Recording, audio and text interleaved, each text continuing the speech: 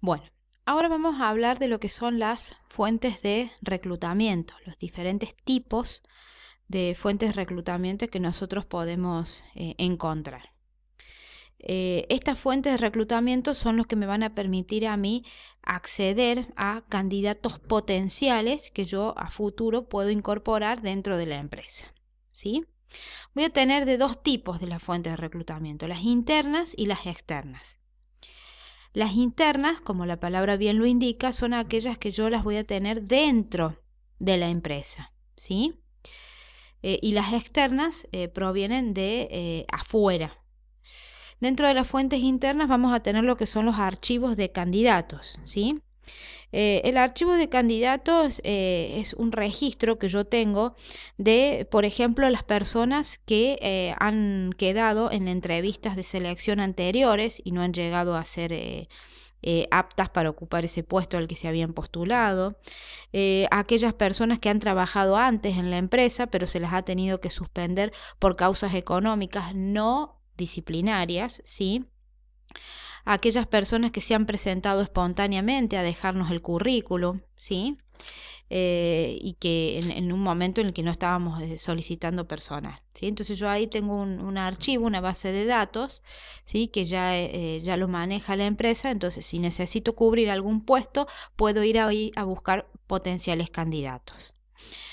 Otra fuente de reclutamiento interna es la promoción, ¿sí? Que nosotros lo vamos a ver en la unidad que viene, pero brevemente la promoción implica el ascender a una persona, ¿sí? Promoverlo a un puesto de mayor jerarquía, ¿sí? Entonces siempre me va a quedar un puesto vacante, un puesto libre. Y también puedo tener los recomendados, ¿sí?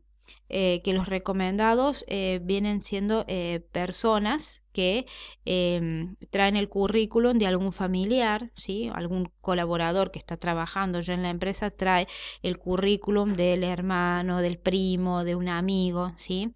Que implica el ser recomendado. Yo no voy a recomendar a cualquiera porque si la persona a la que yo recomiendo no responde correctamente, no solamente va a quedar mal ella, sino que también quedo mal yo y pongo en riesgo mi continuidad dentro de la empresa, ¿sí? Eso sería en cuanto a las fuentes internas. Respecto a las fuentes externas, volvemos a mencionar acá la presentación espontánea y qué es lo que podemos decir. Que la presentación espontánea se da cuando una persona sin que la empresa esté haciendo solicitud de candidatos, viene y presenta su currículo, ¿sí? Para pedir trabajo. En ese caso, se lo debe respetar a la persona, ¿sí?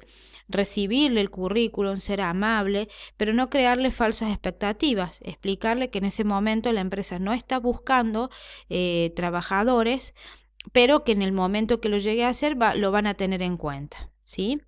Es importante hacerle llenar la solicitud de empleo, ¿sí? Pero no crearle falsas expectativas.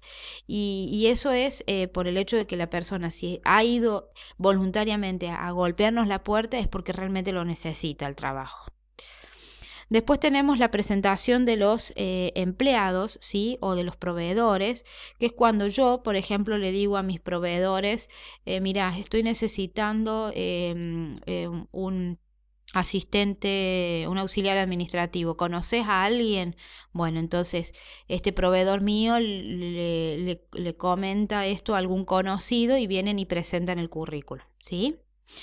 Después tenemos los avisos, ¿sí?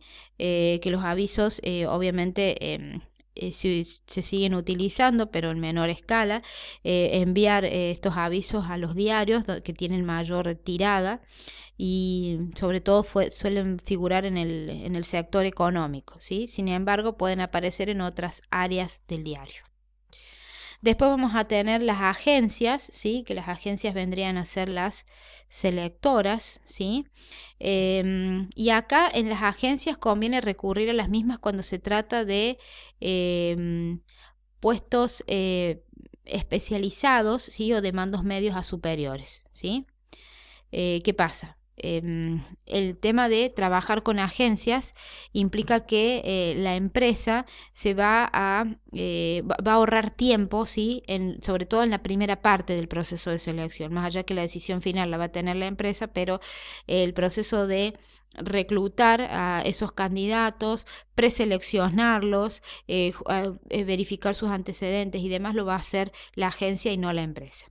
Y por último, los colegios y las universidades, que normalmente se suelen firmar convenios, como son las pasantías, ¿sí? Y se dan becas rentadas, que es más que todo prácticas rentadas para que el futuro profesional, en el caso de las universidades, o los chicos que están próximos a recibirse en nivel secundario, puedan adquirir experiencia. Y por lo general se hace con miras a que esa persona, la empresa lo forme y después pase a formar parte de su planta permanente. Y también podemos mencionar acá, que ya vamos a hablar dentro de un rato, lo que son los avisos, o sea, las solicitudes a través de Internet, que eso lo vamos a ver enseguida cuando veamos lo que es el tema de reclutamiento 2.0.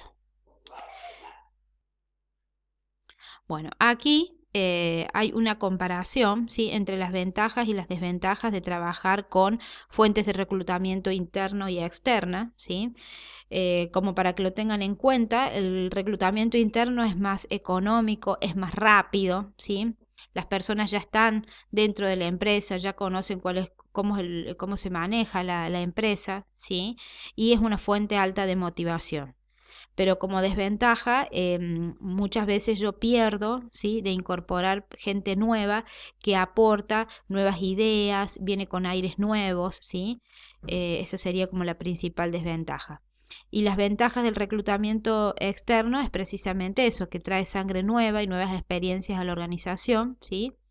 Y también aprovecha la capacitación y el desarrollo llevado a cabo por otras empresas de la competencia.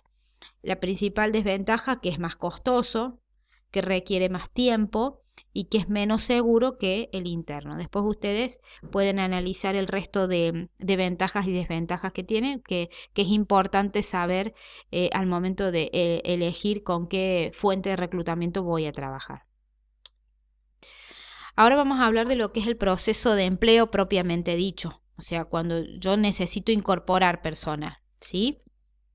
Y para eso tengo que tener en cuenta ciertas situaciones preliminares. En primer lugar, tengo que tener un puesto vacante, ¿sí? Un puesto vacante es un puesto que no tiene titular, ¿sí? Y que se produce porque o bien hubo una reorganización de tareas, reubicación en el sector, ¿sí? Eh, porque la persona se la despidió, se jubiló, ¿sí? O también puede ser porque un puesto acaba de crearse, ¿sí? Y necesito ocuparlo con alguien. ¿Quién es el que tiene que hacer ese pedido de que se ocupe ese puesto? ¿Sí? Tiene que hacerlo el supervisor, ¿sí? O la persona que va a estar encargada de ese puesto. No es recursos humanos el que dice, bueno, el puesto tal está vacante, entonces le vamos a buscar una persona que lo ocupe, ¿sí? Entonces eso es importante que lo tengan en cuenta, ¿sí? A recursos humanos le va a llegar la orden, ¿sí? O el pedido de cobertura de esa vacante, ¿sí? Ahora, ¿cómo se solicita cubrir la vacante? Que es lo que nosotros llamamos la requisición. La requisición es el pedido formal que llega, en este caso del supervisor, al Departamento de Recursos Humanos para ocupar ese puesto. ¿Y por qué decimos que es formal? Porque debe ser por escrito y debe constar el motivo por el cual se solicita cubrir ese cargo, la fecha en que deberá ser cubierto, el turno, si va a ser un turno rotativo o no, si es contratada la persona, si va a ser contratada, por ejemplo, para cubrir vacaciones, para cubrir una licencia o simplemente es por tiempo indeterminado, ¿sí? Los horarios de trabajo, ¿sí? Que va a tener la persona y el salario o el sueldo, ¿sí? Después viene lo que es la parte de las especificaciones del puesto, que acá entraría en lo que nosotros recién hablamos del análisis y descripción de puesto de trabajo, ¿sí? Allí me voy a ir al ADPT y voy a decir, bueno, ¿qué características tiene que tener la persona que yo estoy buscando? ¿Sí? Y una vez que yo ya tengo eso en mano, ¿sí? Comienza lo que es la etapa de reclutamiento o búsqueda, ¿sí? Que ahí volvemos a lo que eran las fuentes, ¿sí? ¿Dónde voy a buscar? ¿Afuera o adentro? ¿Sí? Algo que no les mencioné, nosotros siempre vamos en algún momento a tener que buscar afuera, ¿sí? Porque siempre va a haber algún puesto que me va a quedar vacante. Ahora bien, ¿cómo comienza este proceso de empleo?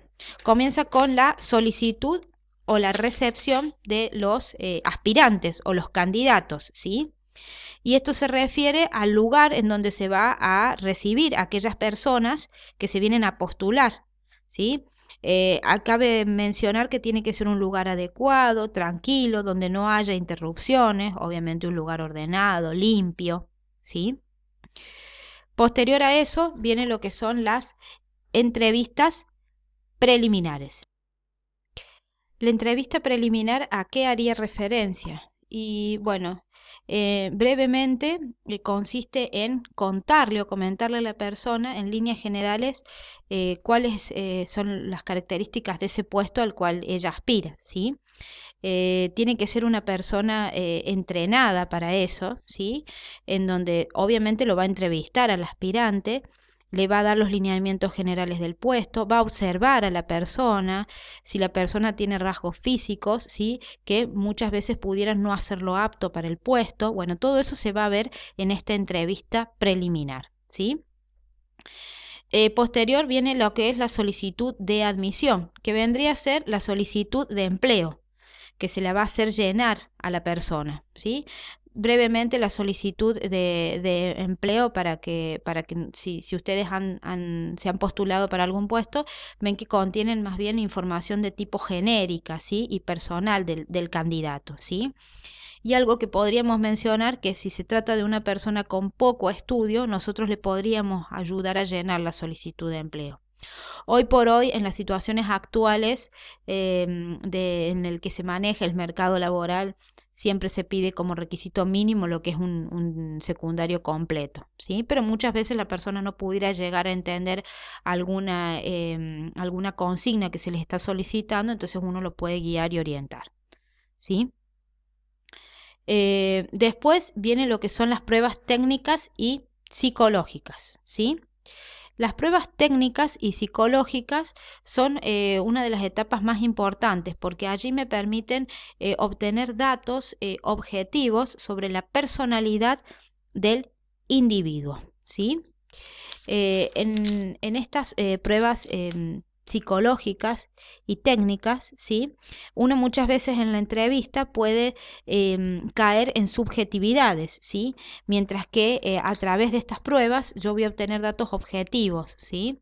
De esta persona, de las personas, y cada vez se van actualizando más estas pruebas, entonces las empresas todavía las siguen utilizando, ¿sí?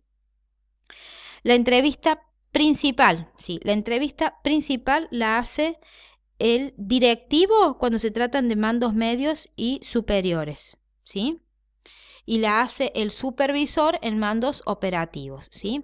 ¿Por qué es la entrevista principal? Porque la entrevista principal, esa persona es la que va a estar a cargo de esta nueva incorporación. Entonces es fundamental que el candidato conozca a su futuro jefe, ¿sí? Y a su futuro colaborador, ¿sí? Porque es la persona en donde, en este caso, en esta entrevista principal, se le va a contar qué es lo que va a hacer, qué objetivos, qué aspiraciones tiene la persona, ¿sí? Qué es lo que la empresa espera de ese candidato potencial, ¿sí? Entonces es muy importante. Después vamos a tener lo que son el estudio de antecedentes, que esto lo va a hacer el Departamento de Recursos Humanos, ¿sí? Nosotros, por ejemplo, en la solicitud de empleo hay ítems en donde se le pregunta a la persona en qué lugares ha trabajado, cuánto tiempo trabajó, ¿sí? Y hay incluso empresas que tienen lo que es la averiguación de antecedentes o se hace estudios socioambientales del posible candidato, ¿sí? Preguntar y averiguar si la persona trabajó realmente en esa otra empresa, cuánto tiempo estuvo trabajando, por qué se fue, si era una persona puntual, responsable, si era una persona que faltaba mucho, ¿sí? Bueno, todas esas cuestiones lo voy a hacer y lo voy a tener en cuenta en lo que sería el estudio de antecedentes.